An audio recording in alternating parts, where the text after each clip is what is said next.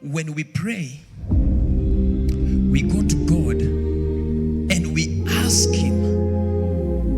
Now, when God says yes, that yes is not an answer.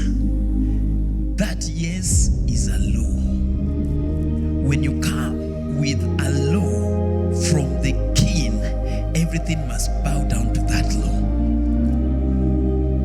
So this is why wakati unaomba mpendwa na Mungu anakupatia sheria, chenye unakuja nacho sio majibu, ni sheria.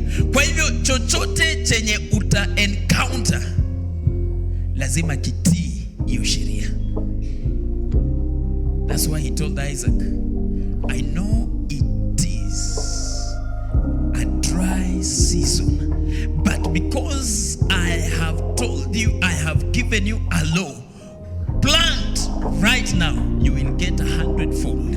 Now, that law does not obey the dry season. Your answers do not obey anything on earth. There is nothing that is greater than your answer, because the answer is from the King. Mfalme amekupatia sheria.